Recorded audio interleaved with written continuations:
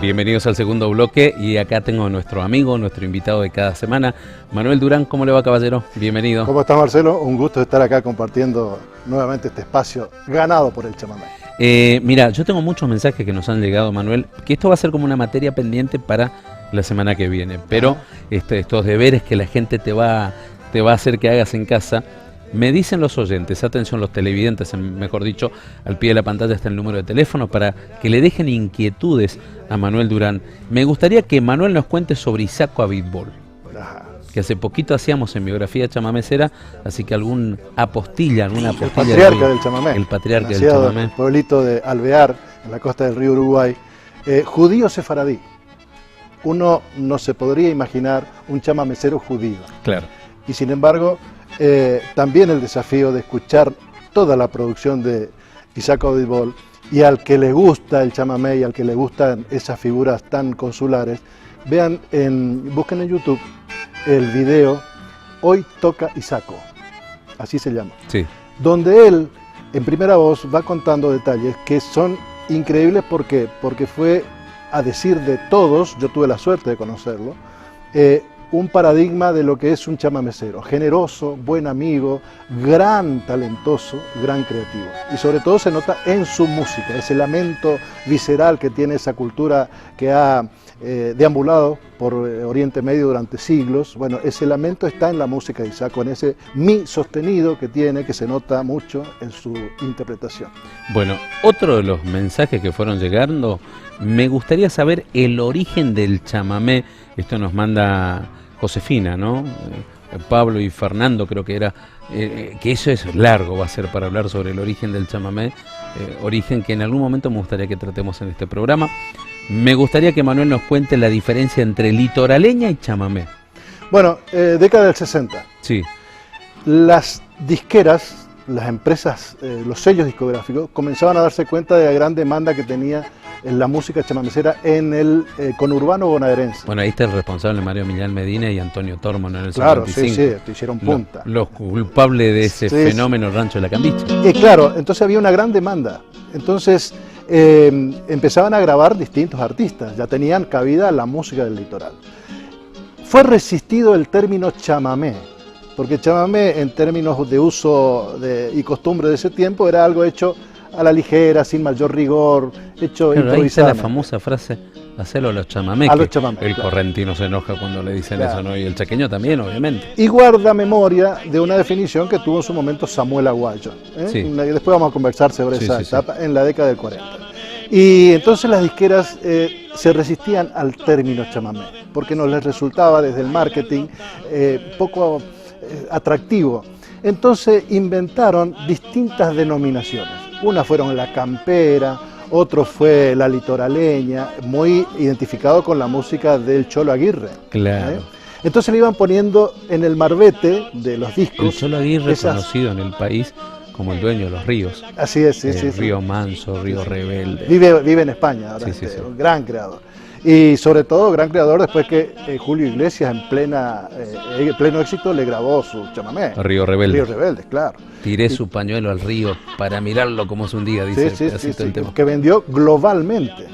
Y bueno, y entonces se iban probando distintas denominaciones de esta música que venía de Corrientes, así, entre comillas.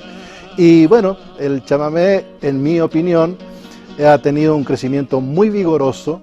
¿Por qué? Porque ha sufrido todos esos embates. Desde las primeras literalmente movidas. Lo que le dice es despectivo, o sea, peyorativo la palabra chamamé. Claro, pero lo que ocurre es lo siguiente: si se toma una palabra suelta en un diccionario es una cosa. Sí. Cuando está asociada a una identidad cultural, toma otro rango. Tango, sí. El tango hoy es sinónimo de Argentina, del Río de la Plata, en todo el mundo. ¿Y el tango qué era? El tango era el proscenio bajito donde se remataban a los esclavos. Mira, otro de los WhatsApp, Alfredo, le mandamos un abrazo grande, dice: muy lindo y emotivo el programa, esto fue por el fin de semana pasado, y nos agradece por haber pasado el mensaje, el video de Ludmila Méndez, y me pide la historia del chamamé titulado La Caú. Eso va a ser materia para otro día también. No, pero en dos palabras se puede definir. En música hay dos jerarquías. Una es la música popular y otra es la música de folclore. ¿Qué se diferencia? Que la música de folclore, a la investigación del gran antropólogo inglés Norman Thoms, allá por a finales del siglo XVIII, era la voz del pueblo, la expresión del pueblo, no tenía dueño, de algún lado salió. Claro. Folclore significa eso, salió sin identidad. Saber del pueblo. Claro. La música popular, en cambio, es cuando se sabe quién lo registró, cuándo se registró, dónde comenzó, que eso es uno de los generalmente se toma como modelo entre la polca paraguaya, quién lo empezó en qué tiempo, y la guarania. La guarania tiene fecha de inicio, autores y compositores. Es decir, esa es la diferencia. Música popular por un lado y música de folclore por otro lado. Manuel querido, eso que estamos mirando y que estamos escuchando es El Cosechero. Ajá. Cosechero que tiene su historia en la provincia del Chaco. A ver, lo nombra Barranqueras, habla de esa balsa, pero ¿fue escrita acá en la provincia? Claro, sí, sí. Bueno, Ramón Ayala se separa del trío Sánchez, Monjes y Ayala, y jóvenes, y él tenía un gran amigo en Barranqueras, y viene a verlo, Marcial Suárez. Conocido. En Barranqueras tuvo durante muchos años, estamos hablando de la década de 60, Marcial Suárez y Lino Mancuello, y también Totilo Navarro, gran bandoneonista. Y actualmente Julio Ramírez, otro gran artista de Barranqueras. Julito. Sí, sí.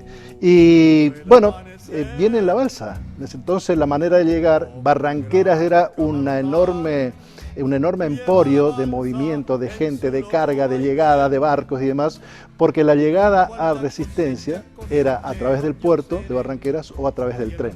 Barranqueras ya se ve, dice. Claro, la ruta 11 todavía no estaba asfaltada. Entonces, él, en el cruce de la balsa, él está con un grupo de gente que viene a cosechar al Chaco. Venir al Chaco, después en un programa vamos a hablar, lo que significaba venir al Chaco para el correntino.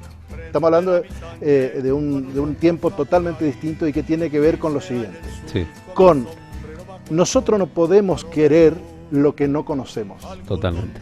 Y el Chaco tiene una enorme historia, en poco más de un siglo y medio, de lo que está constituido como ciudad en Resistencia sobre todo, para aprender a valorar el esfuerzo, el sacrificio, el renunciamiento. Bueno, en ese marco viene Ramón Ayala y ve ese esfuerzo y el artista tiene esa mirada. Claro, él misionero, ¿no? Claro. Llega y Marcial Suárez vivía en una casillita del ferrocarril ahí en Barranqueras, en el movimiento del puerto, y le pide algo para escribir y esa canción lo hace en media hora. Me estás cargando.